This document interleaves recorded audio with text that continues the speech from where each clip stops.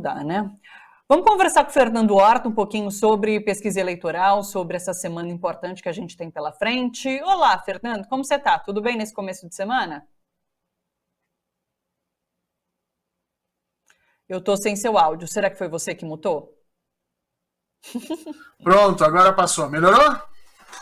Tudo tranquilo, melhorou. Thalita, tudo certinho. Parece que a gente começa uma semana que é a primeira do resto do nosso ano. A gente está brincando com uma frase assim, mas é para as pessoas terem noção que nós vamos ter 60 dias de muita confusão, muita desinformação, muito ataque para todo lado, e a gente já está vendo isso acontecer efetivamente a partir da semana passada. Esperemos que o STF e o TSE consigam manter isso dentro das linhas da civilidade, embora eu particularmente acho que isso não vai ser muito preciso, não. A gente não vai conseguir segurar esse turbilhão de confusão que vai acontecer aí. Quero chegar nessa questão de fake news, de compartilhamento de fake news desde a semana passada, principalmente nesse começo de semana, mas antes eu queria te ouvir sobre a pesquisa que foi divulgada hoje.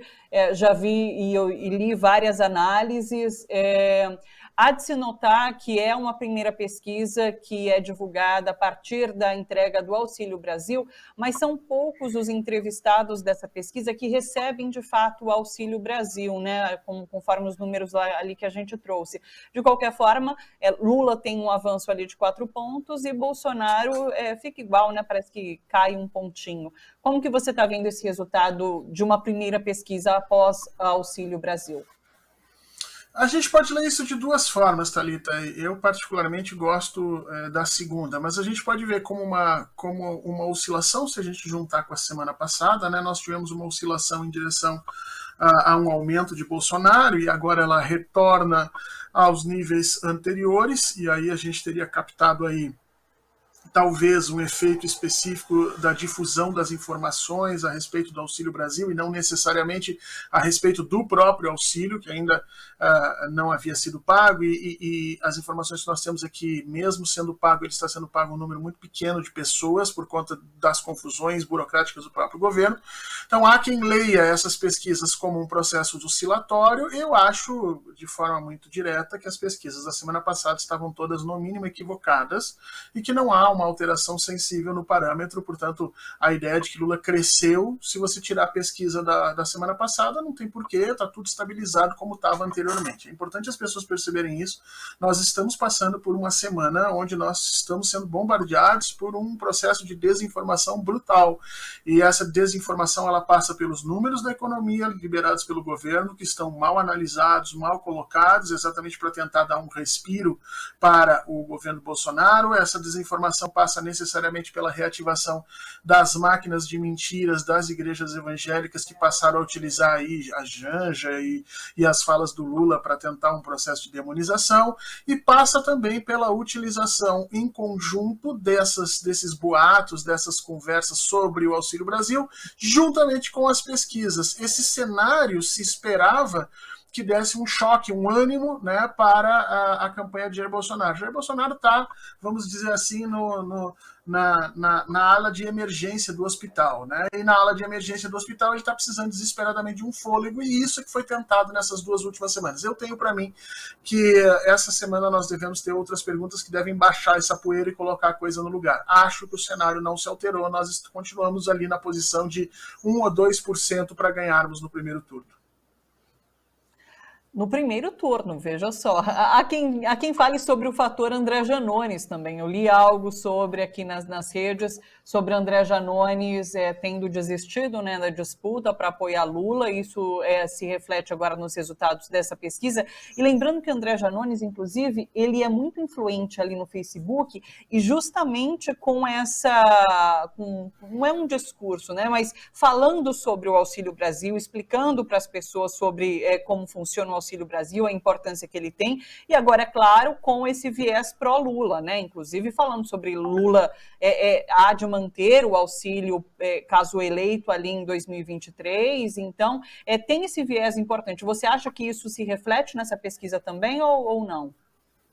A gente não tem dados para saber de onde vem isso. Veja, se você imagina que as pesquisas anteriores estavam corretas e que nós estamos numa oscilação, então você precisa dar uma explicação do porquê que Luiz Inácio ganha. Aí entra o fator Janones. Não, Luiz Inácio se recupera porque Janones entra nessa pesquisa. Claro que para ele, Janones, essa narrativa é ótima, porque dá importância política à figura dele. Se você entende que as pesquisas passadas estavam equivocadas, então efetivamente não há uma alteração sensível e a entrada de Janones não trouxe toda essa situação. Nós temos evidências para os dois lados, tá? Nós vamos lembrar que quando a Anitta efetivamente declarou apoio ao Lula, a pesquisa imediatamente subsequente não trouxe nenhum tipo de modificação, né? Há que se perguntar qual é a capacidade que Janones tem de fazer esses processos de transferência de votos, há que se perguntar efetivamente o eleitorado de Janones, ele realmente entra ao lado de Lula. Essas coisas nós não temos informação ainda, nós não temos dados suficientes para apontar aqui ou acolá. Agora, o que realmente nos interessa nesse momento é, depois de um processo de oscilação, né, nos objetivos de voto, nos votos dos eleitores, que a gente não sabe se foi um erro ou se efetivamente foi uma oscilação por conta da campanha de Jair Bolsonaro, nós estamos retornando àquela situação praticamente estática do cenário, com Luiz Inácio Lula da Silva sendo muito próximo, estando muito próximo de vencer no primeiro turno. Se Janones contribui ou não para isso, é uma coisa que a gente ainda vai ter que esperar um pouquinho para verificar, porque os dados não nos permitem ver isso ainda. Com relação a esse estar na UTI de Bolsonaro, né, ele deve investir de fato, então, no discurso da economia, com medidas que foram anunciadas, como Auxílio Brasil. Hoje, inclusive, teve a Petrobras anunciando queda do preço da gasolina, né? Dizem que a cada pesquisa que ele cai pontos, ele anuncia uma medida econômica, assim, no desespero. E teve esse anúncio de fato, né? Que não sei se vai se refletir, inclusive, pró-votos e nas próximas pesquisas. E um outro viés de atuação de Bolsonaro parece ser com essa base evangélica. Inclusive, a pesquisa Quest traz que ele tem ali 60% dos votos dos evangélicos, o que é um índice alto que ele deve continuar insistindo, e agora com muita ajuda da Michele Bolsonaro, né, Horta? Queria te ouvir sobre isso também. A Michele entrou aí na campanha para tentar reverter um dos pontos muito frágeis de Jair Bolsonaro, que é exatamente a rejeição do eleitorado feminino. Vamos lembrar que essa rejeição do eleitorado feminino ela não surge do nada, ela surge de uma prática de vida de Jair Bolsonaro, que o tempo inteiro, toda a sua história, sempre foi machista, e em diversos momentos esse machismo extrapolou para a violência aberta e escancarada contra efetivamente as mulheres. Sem falar na quantidade de declarações que ele já deu a respeito do trabalho feminino, dos direitos femininos, da relação entre mulheres na sociedade. E aí essa história de vida se junta com uma prática no governo Bolsonaro que foi efetivamente o ataque desmesurado às mulheres. Se nós formos pegar quem foram as grandes prejudicadas das reformas administrativas de Jair Bolsonaro, você vai ver que o maior número são as mulheres. Por quê? Porque como elas vivem mais do que os homens, se você estende a necessidade de tempo para a aposentadoria, você vai pegar uma quantidade muito maior de mulheres nesse processo do que de homens. E isso, em todas as faixas que foram transformadas, as mulheres foram afetadas de forma indireta. Esse é um dos calcanhares de Aquiles de Jair Bolsonaro, e a aposta é que Michele Bolsonaro possa reverter isso com esse público. A questão é que deve estar doendo muito para Jair Bolsonaro, uma figura tão machista, imaginar que ele não consegue ganhar votos e que está necessitando aí do auxílio de uma mulher que vem agora ao seu encontro, e talvez isso esteja balançando um pouco as micro-relações de poder ali dentro do clã bolsonarista. Eu acho efetivamente que isso não vai refletir muito fortemente, mas a gente precisa esperar um pouquinho, pelo menos os próximos 15 dias, para ver isso com mais clareza. Perfeito. Início de campanha. Amanhã, então, 16 de agosto, a gente tem o início oficial das campanhas políticas, né? Inclusive, Lula tem um ato marcado para o Vale do Anhangabaú e Bolsonaro vai estar em Juiz de Fora, né? Que foi palco ali da facada. Isso significa alguma coisa na sua avaliação, Horta? Ele voltar a esse local para dar início à sua campanha política? Tem algo de simbólico nisso tudo? Ah, certamente, né? A estrutura fascista ou proto-fascista que Jair Bolsonaro montou, ela vive dessa relação do simbólico, ela vive desse processo de ressignificar as coisas, né? Então, democracia não é a democracia como a gente conhece, mas uma ressignificação, uma nova forma que eles inventaram lá. A cloroquina virou remédio, né? O médico que não receita cloroquina, ele não é um médico que efetivamente busca a ciência, ele é um cara que está tolhindo a liberdade dos outros. Há sempre esse processo de ressignificação que foi utilizado durante todo o período Bolsonaro, e isso vem agora.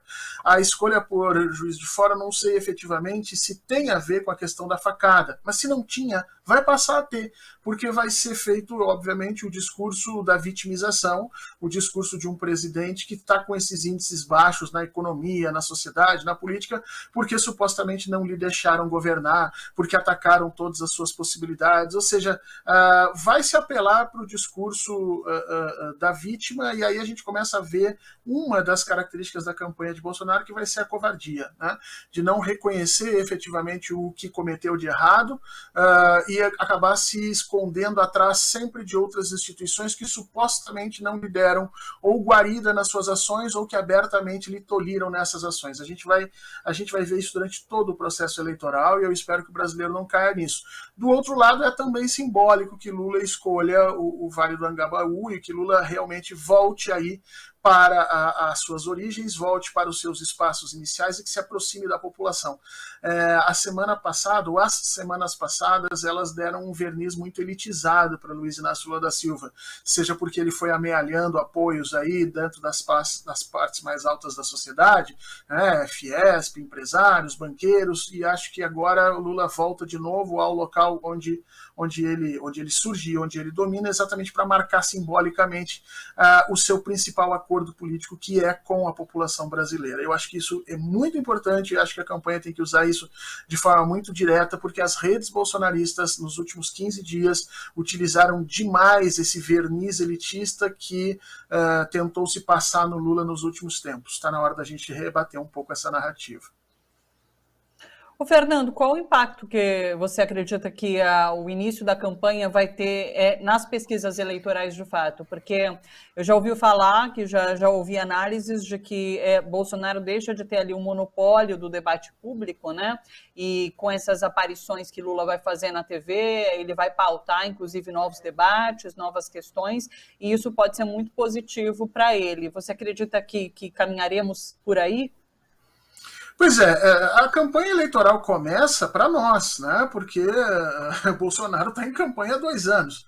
Né? É só instituições como o TSE não veem em motociatas pró-presidente uma campanha antecipada.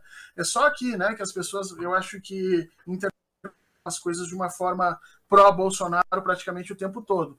Então, nós vamos empatar um pouco isso, quer dizer, Jair Bolsonaro esteve sempre com os holofotes nos últimos 4 anos, né?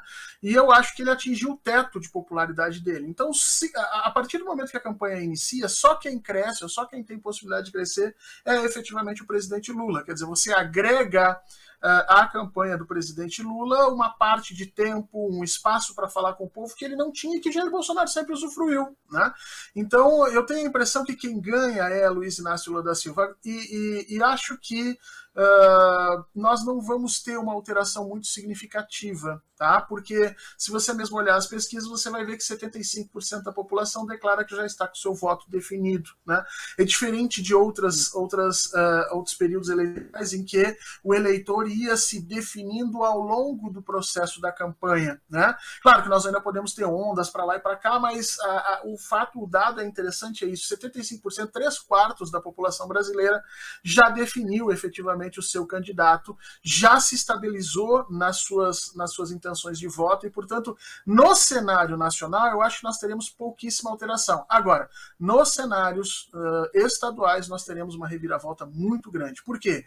Porque candidatos que serão associados a Luiz Inácio Lula da Silva em diversos dos estados precisarão desses tempos de televisão para fazer essa informação chegar aos seus eleitores que até agora não tinham tido, né? Vamos pegar, por exemplo, o Calil. O Calil é o candidato de Luiz Inácio Lula da Silva em Minas Gerais. Lula lidera a eleição para presidente em Minas Gerais. Espera-se que ele faça uma transformação bastante grande, bastante significativa no número de votos de Calil nesse processo. Isso deve acontecer também no Paraná, isso deve acontecer também no Ceará. Quer dizer, nós teremos a partir daí um cenário nos estados diferenciado na campanha efetivamente. Acho que para presidente, não. Nós continuamos seguindo aqueles 2%, 3% para vencermos no primeiro turno e acho que esse tem que ser o foco da nossa militância nesse momento. Ô Fernando, na semana passada, a gente fechou ali a semana, né, com os resultados da Quest, principalmente em São Paulo e Minas Gerais. Na verdade, foram essas duas, né, que saíram, mostrando que Bolsonaro tinha avançado bastante, né, que tinha diminuído bem a diferença com Lula, principalmente nesses dois estados. E havia uma expectativa das pesquisas nacionais, inclusive, repetirem esses resultados. Hoje sai, então, a BTG Pactual, que não traz isso. E a gente vai ter uma série de pesquisas aí pela frente durante a semana. Tem pesquisa até quinta-feira, né? Quinta-feira fecha ali com o Datafolha. Você acredita, então, que, de fato, Bolsonaro atingiu esse teto e a tendência é que elas não apresentem resultados de muita mudança ali quantitativa para Bolsonaro? Eu acho que sim, Thalita. Eu acho que o que ocorreu na semana passada ali foi um erro metodológico, ou vamos dar, né, uma margem de confiança para os institutos. Olha, eles captaram um movimento pouco significativo ali, mas eu tenho a impressão que as pesquisas que vão surgir agora, especialmente a pesquisa do dia 18, a pesquisa do Datafolha, ela vem com 6 mil, ela está organizada para fazer 6 mil entrevistas. Isso significa quase 3 vezes mais do que seria necessário para uma amostra randomizada e tal, né, de 156 milhões de eleitores, que é o que o Brasil tem, um pouquinho mais do que isso. Eu acho que essa pesquisa deve sentar um pouco as coisas no Brasil. A gente deve ter um pouco mais de confiança nesses dados, e eu tenho a impressão que isso vai trazer aquilo que as pesquisas já vêm mostrando há mais ou menos um ano. Nós temos um cenário estático muito em função da força que as tendências estruturais no Brasil têm na hora de decidir voto. Quer dizer, as pessoas que estão indo ao supermercado, elas estão sabendo efetivamente em quem elas vão votar, porque você não consegue mais comprar queijo, você não consegue mais comprar leite, você não consegue mais comprar macarrão, as pessoas estão sentindo efetivamente isso. Mesmo a classe média, que no início da pandemia ainda se mantinha como um extrato intocado, enquanto os trabalhadores já sentiam efetivamente a diminuição do seu poder de compra, a classe média ainda vivia uma espécie de fôlego econômico. Hoje elas já estão transformando a sua situação de voto, porque já não consegue mais pagar em dia as mensalidades da escola particular do filho, não consegue pagar em dia as mensalidades do carro. Quer dizer, o processo econômico vai levando as pessoas, em grande medida, a essa estrutura de definição de voto, e eu acho que isso vai ser captado pelas pesquisas com maior fôlego agora, com uma metodologia um pouco mais organizada, mais assentada. Eu tenho a impressão que isso vai trazer para a campanha eleitoral especificamente, do lado de Luiz Inácio Lula da Silva, uma certa, vamos dizer assim, uma calma, né? Porque as 2 últimas semanas foram muito atribuladas, mas em compensação, pelo lado de Jair Bolsonaro, as notícias, eu tenho a impressão, não serão muito boas, o que pode nos render também um aumento da agressividade contra as instituições e a retomada daquele viés, daquele discurso golpista que vinha vindo a galope até o episódio das cartas, né? De tudo mais. Então a gente tem que ficar de olho, essa semana vai ser uma semana muito importante para isso. Já emendo com o de olho na semana. Qual o fato mais importante que a gente deve ficar de olho nessa semana? Eu acho que é a pesquisa do dia 18, Thalita. Eu acho que a pesquisa do dia 18 hoje no Brasil, ela vai colocar os pingos nos is, tá? Ela é uma pesquisa bastante grande, por um instituto já muito solidificado, uma pesquisa que do ponto de vista metodológico ela se propõe a ter uma margem de erro muito menor do que as outras, uma pesquisa que financeiramente está custando bastante mais caro que as outras. Eu tenho comentado muito isso, o Brasil está passando por um processo de uberização das pesquisas, quer dizer, você tem pesquisas de caráter nacional eleitoral, que estão sendo feitas a preços muito baixos, né? E aí você vai dizer, mas isso não é bom, Fernando. Não é bom à medida em que você começa a fragilizar determinados mecanismos metodológicos de confiança que acabam apresentando alguns resultados que não são lá confiáveis. A pesquisa do dia 18 é uma pesquisa paga pela Rede Globo de televisão, com um valor bastante mais alto, num instituto mais consolidado. Nós vamos esperar por ela, em grande medida, para organizarmos as nossas ideias sobre eleição, as estratégias sobre eleição. Nós, Jair Bolsonaro e, obviamente, todos os agentes políticos brasileiros. Acho que o dia 18 vai ser um dia extremamente importante que a gente tem que ficar de olho nessa semana. Perfeito. Fernando, deixa eu te aproveitar aqui para trazer uma polêmica que você colocou no seu canal. Já aproveito para fazer a propaganda do canal do Horta também. Vou deixar o link aqui para quem quiser acessar, que é a seguinte, que você acredita que Bolsonaro não vai concorrer nessas eleições, que ele vai retirar a candidatura antes do primeiro turno, é isso? Eu acho, Thalita, eu acho que nós estamos caminhando para toda tentativa de desestabilização de um cenário estático. Nós estamos vendo um cenário há mais de 2 anos em que Luiz Inácio Lula da Silva está muito próximo de vencer no primeiro turno. Está se tentando, pelo lado de Bolsonaro, a todo momento desestabilizar isso. Quer dizer, ataque ao TSE, ataque às urnas, ataque ao STF, agora notícias injetadas na economia, dinheiro a rodo colocado para lá. Esse processo está tentando fazer essa bagunça para ver se ele consegue tirar algum fôlego disso. Quando ele perceber que não há fôlego disso e quando ele perceber efetivamente que as suas chances de golpe são próximas a zero, eu tenho a impressão que a covardia de Jair Bolsonaro aflore e ele efetivamente vai então dizer para o seu público que ele não vai concorrer numa eleição fraudada desse jeito e ele vai fazer o discurso da vítima, o discurso de que não aceita isso e vai sair nesse processo. Eu acho que não vai dar tempo de tirar a foto dele da urna, vai a foto dele lá, vai tudo, mas ele vai dar uma declaração bombástica, fazendo estardalhaço como se fosse a última tentativa para chacoalhar as coisas, né? Isso vai muito com a cara de Jair Bolsonaro, vai muito com o jeito covarde dele lidar com as questões da política e seria uma última tentativa de desestabilização frente a um cenário que caminha para uma certa estática nesse processo. Então, eu hoje apostaria nesse final melancólico das nossas eleições de 2022, o que não é bom para nós da esquerda, viu, Thalita? Isso é importante a gente dizer, porque o fascismo ele precisa ser vencido nas urnas, ele precisa da legitimidade do voto para efetivamente nós começarmos 2023 com capital político para fazer as grandes transformações que o Brasil precisa.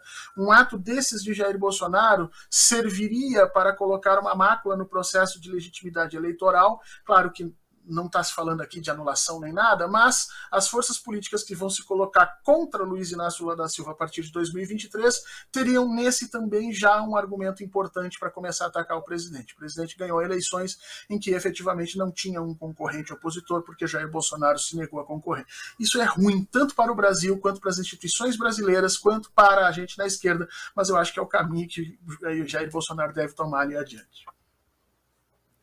Puxa vida, que plot twist, né? Como falam em seriado, que seria realmente Bolsonaro desistir agora durante essa corrida eleitoral. Bom, a gente continua acompanhando tudo de perto. Fernando, muito obrigada, boa semana para você por aí, beijo enorme, até segunda-feira. Obrigado, Thalita, beijo para vocês, vamos respirar fundo, manter a calma que vai começar a batalha, vai começar a briga agora, o barquinho vai balançar, viu, Thalita? Mas eu tenho a impressão que chegamos em outubro com boas notícias. Até! O Horta é otimista, primeiro turno vai dar, vamos ver. Beijo, Horta, até, tchau, tchau. Então, se você chegou até aqui, a gente tem muito a agradecer e a gente vai pedir para você deixar o seu like, como sempre, e ali do ladinho tem uma opção, dá uma olhadinha um pouquinho abaixo aqui, o Valeu Demais. O Valeu Demais é uma forma de você continuar ajudando o nosso canal a combater essa desinformação que está acontecendo ali. Nós também agradecemos.